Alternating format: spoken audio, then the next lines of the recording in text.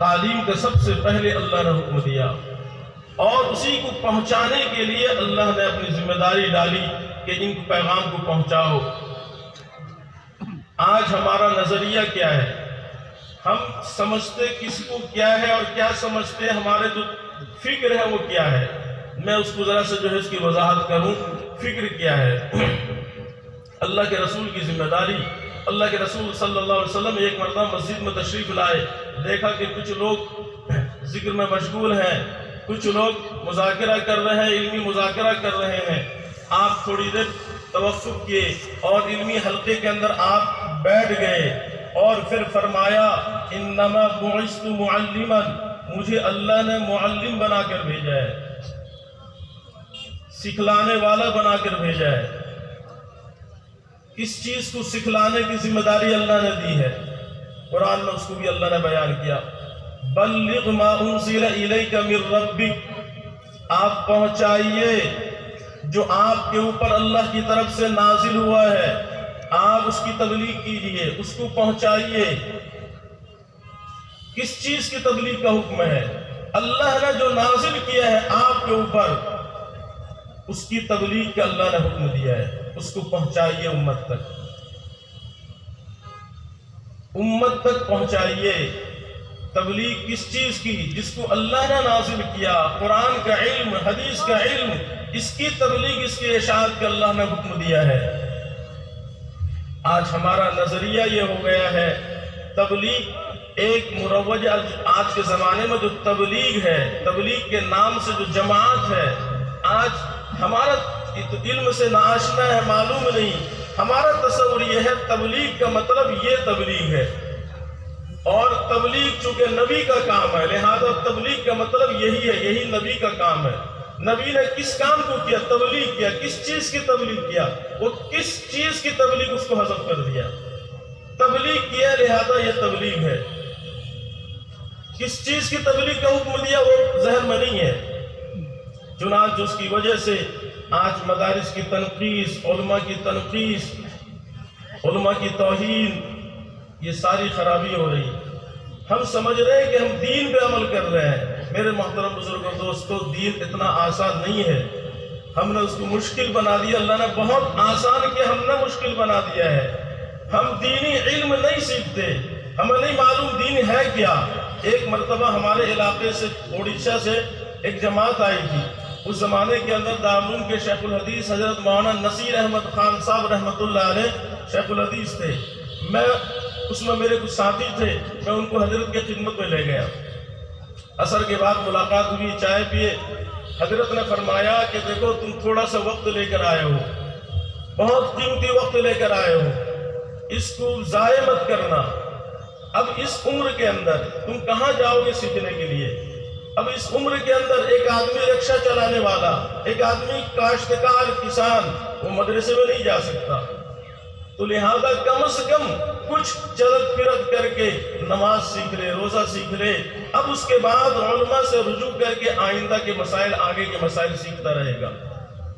حضرت مولانا الیاس صاحب رحمۃ اللہ علیہ نے اس کام کو اسی لیے جاری کیا تھا کہ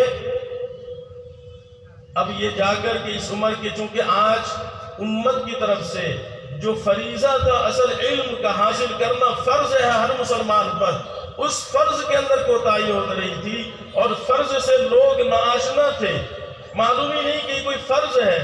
آج کتنے مسلمان ہیں جو اپنے آپ کو مسلمان کہتے ہیں، مسلمان ہیں، لیکن اسلام کیا نہیں معلوم، اسلامی مسائل کیا نہیں معلوم، اسلامی کیریکٹر کیا نہیں معلوم، اسلامی اخلاق کیا نہیں معلوم، پتہ ہی نہیں ہمیں اسلام کیا ہے۔ کیوں؟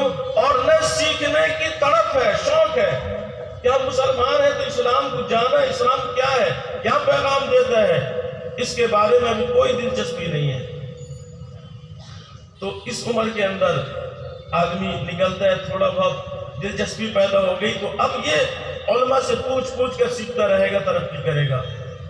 اسی لیے یہ ترغیب کے لیے یہ چلہ 4 مہینے کے لیے اس لیے نکالا جاتا ہے۔ اب ایک نتیجہ تھا، ایک اس کا جو ہے وسیلہ تھا کہ اس وسیلے کے برکت سے آدمی علماء سے جڑے گا، مدارس سے جڑے گا، پھر آئندہ ترقی کرے گا۔ لیکن ہوا کیا کہ تبلیغ جو وسیلہ تھا، ذریعہ تھا جو اصل علم کا، اب اسی کو کہا کہ یہی اصل مقصود ہے، تبلیغ ہی مقصود ہے، اس کو مقصود بنا کے ہم نے پیش کیا دنیا کے سامنے۔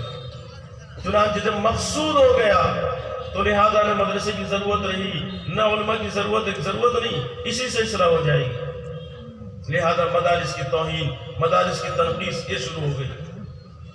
عجیب بات یہ ہے کہ دونوں چیزیں الگ الگ ہیں۔ اللہ تعالیٰ نے علمی مرکز، اللہ نے دارالعلوم دیوبند کو ایک حیثیت، ایک مرکزیت دی عطا کیا ہے۔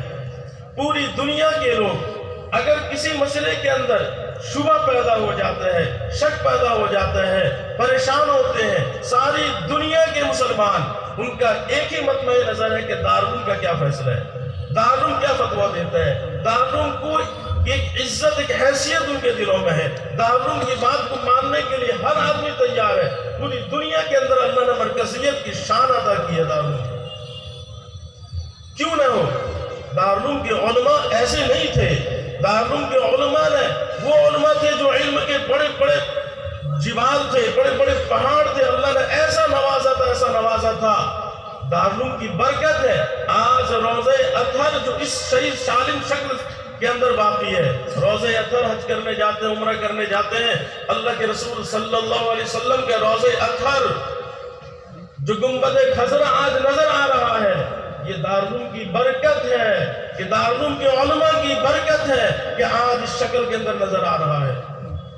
جس زمانے کے اندر یہ حکومت، ابھی جو حکومت ہے اسی کے باپ دادا جس وقت حکمراں ہوئے، اس زمانے کے اندر یہ مسئلہ پیش آیا کہ قبر کے اوپر عمارت بنانا جائز نہیں ہے۔ حدیث صحیح حدیث ہے، لہذا کسی قبر کے اوپر عمارت بنانا جائز نہیں ہے۔ اسی طرح بزرگوں کے جو آثار قدیمہ تھے ان کو بھی مٹا دیا گیا، کیونکہ اس سے کوئی فائدہ نہیں، کسی جگہ کے اندر کوئی تخصیص، کوئی خصوصیت نہیں ہوتی۔ اس طرح کا مسئلہ اس زمانے میں اٹھا، چنانچہ جہاں جہاں عرب کے اندر، جہاں جہاں سعودیہ کے اندر اہم مقامات تھے ان سب کو ختم کر دیا گیا، نشانات کو مٹا دیے گئے۔ چنانچہ جنت البقیع کے اندر جتنے مقامات کے اندر نشانات تھے سب کو ختم کر دیا گیا۔ پوری دنیا کے اندر احتجاج ہونے لگا، پوری دنیا کے مسلمان احتجاج کے سعودی حکومت کے خلاف، لیکن کچھ اثر نہیں ہوا۔ آخر میں روضہ اطہر کو گرانے کی باری آئی کہ روضہ اطہر کی گنبد خضرا نہیں ہونی چاہیے۔ چنانچہ اس زمانے کے اندر بادشاہ، پوری دنیا میں جب احتجاج بہت زیادہ ہونے لگا تو بادشاہ کو تشویش نہیں کیا نا، پوری دنیا سے ہر علاقے کے بڑے بڑے علماء سے رجوع کیا جائے۔ چنانچہ اس زمانے کے اندر دارالعلوم کے اندر بھی وہاں سے وفد آیا، دارالعلوم کا ایک وفد یہاں سے گیا، اس کے اندر حضرت علامہ شبیر احمد عثمانی رحمۃ اللہ علیہ، مولانا مفتی کفایت اللہ صاحب رحمۃ اللہ علیہ، مولانا سید سلیمان ندوی رحمۃ اللہ علیہ، یہ تینوں حضرات وہاں پہنچے۔ پہنچنے کے بعد جب بادشاہ کے سامنے بات ہوئی، بحث ہوئی، اس بحث کے اندر حضرت مولانا شبیر احمد عثمانی متکلم بنے۔ انہوں نے دلائل کے انبار لگا دیے کہ کس بنیاد پر آپ ان مقامات کو ڈھا رہے ہیں۔ انہوں نے ایک روایت پیش کی کہ روایت کے اندر یہ ہے کہ حضرت عمر فاروق رضی اللہ تعالیٰ اپنے زمانے خلافت کے اندر انہوں نے اس درخت کو، جس درخت کے نیچے اللہ کے رسول صلی اللہ علیہ وسلم نے صلح حدیبیہ کے موقع پر بیعت رضوان لی تھی، ان درختوں کو حضرت عمر رضی اللہ تعالیٰ نے کٹوا دیا۔ کیوں کٹوایا؟ تاکہ بدعت اس سے نہ پھیلے۔ یہ انہوں نے دلیل پیش کی۔ حضرت مولانا شبیر احمد عثمانی رحمۃ اللہ علیہ نے فرمایا کہ یہ البدایہ والنہایہ کی روایت تم پیش کر رہے ہو جس کی کوئی سند نہیں ہے، بخاری شریف کی روایت میں نظر نہیں آئی۔ بخاری شریف کے فلاں جلد کے اندر حضرت سعید ابن مسیب رحمۃ اللہ علیہ کی سند سے ان کے والد بیان کرتے ہیں بیعت رضوان کے اندر ہم شریک تھے۔ اگلے سال جب ہم پہنچے دیکھا کوئی دو صحابی بھی اس درخت کے اوپر اتفاق نہیں کر سکے کہ یہ وہی درخت تھا جس کے نیچے اللہ کے رسول صلی اللہ علیہ وسلم نے بیعت لی تھی۔ بہت سارے درخت تھے وہاں۔ تو یہ چیزیں جب یہ بات آئی تو بخاری کی روایت پیش کی اور اس کی وجہ سے حضرت عمر رضی اللہ تعالیٰ نے شبہ ہو گیا، کسی دو صحابی کا بھی اجماع نہیں ہوا، اس لیے سارے درخت کو کٹوا دیے۔ کہیں ایسا نہ ہو جس درخت کے نیچے آپ نے بیعت لی تھی وہ درخت نے اور دوسرے درخت کو متبرک سمجھ کر کے اس کے پیچھے نماز پڑھنے لگے، نیچے نماز پڑھنے لگے، اس لیے کٹوائے تھے۔ بخاری کی روایت ہے۔ تو ایک ایک روایت پیش کرتے چلے گئے، بادشاہ دنگ رہ گئے، بادشاہ کہنے لگا اپنے لوگوں سے یہ روایتیں تمہارے سامنے نہیں تھی؟ کہنے ہمارے سامنے نہیں تھی۔ اس طرح علماء دیوبند کے فیصلے پر، ان کے مسئلے کے مطابق ان کے فیصلے کو مانا سعودی حکومت نے، جس کی برکت سے آج گنبد خضرا باقی ہے۔ دیوبند کو اللہ نے ایسی اعجاز نہیں دیا، مقبولیت نہیں دی، اللہ نے ایسے ایسے رجال کار وہاں پیدا کیے۔ آج دارالعلوم دیوبند کوئی فتویٰ دیتا ہے، کہتے ہیں دارالعلوم میں علماء ہے، کیا مرکز میں عالم نہیں ہے؟ عجیب بات، مرکز میں عالم نہیں ہے۔ اچھا ذرا بتائیں، آپ ایک بات اپنے دل پہ ہاتھ رکھ کے بتائیں، کیا اگر کوئی آدمی نماز کے اندر سہو کا مسئلہ پیش آ گیا، نماز کے اندر امام صاحب نے قرأت میں غلطی کر دی، یا کوئی اور مسئلہ پیش آ گیا، کیا لوگ دنیا والے مرکز کی طرف رجوع کرتے ہیں؟ دلی مرکز جاتے ہیں کہ حضرت یہ مسئلہ بتا دیجئے، فتویٰ لکھ کے دلی جاتے ہیں؟ نہیں جاتے۔ کیوں نہیں جاتے؟ کیونکہ اس لیے کہ وہ مرکز ہے ہی نہیں، اس کا وہ علم کا مرکز ہے ہی نہیں۔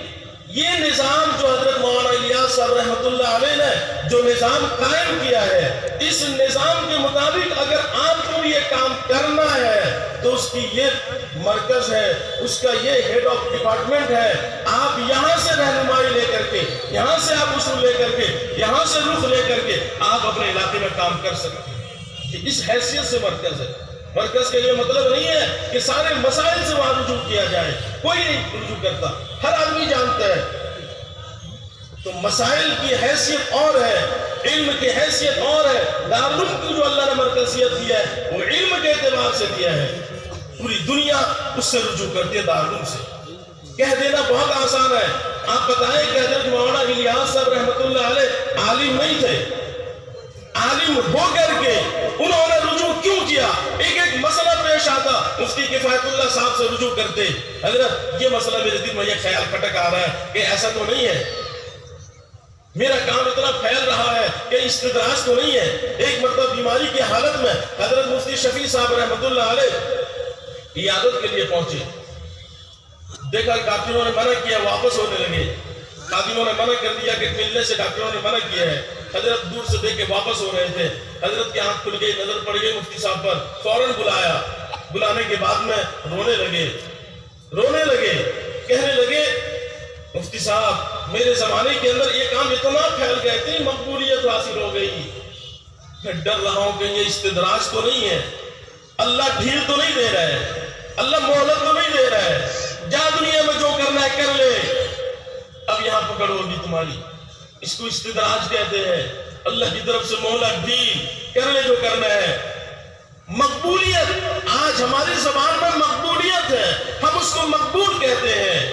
ان کے دل میں خوف ہے، کھٹک ہے، ڈر ہے کہ اللہ کی پکڑ تو نہیں ہے، جس کو مقبولیت کہتے ہیں۔ آج کسی کے پاس دولت ہو جائے، پیسہ آ جائے کہ اللہ نے تو بھاگ کھول دیا، بھاگیشالی ہے، لیکن بڑے ایسا نہیں کرتے تھے، دولت آتی روتے تھے، گھبراتے تھے کہ ایسا نہ ہو کہ قیامت کے دن اللہ پکڑ لے اور کہہ دے اذهبتم طیباتکم فی حیاتکم الدنیا واستمتعتم بها، دنیا میں تم تو مزے لوٹ چکے ہو، اب تمہارا یہاں کوئی حصہ نہیں ہے۔ یہ خطرہ، خوف تھا۔ حضرت مفتی صاحب رحمۃ اللہ علیہ کہنے لگے حضرت آپ اطمینان رکھیں، یہ استدراج نہیں ہے۔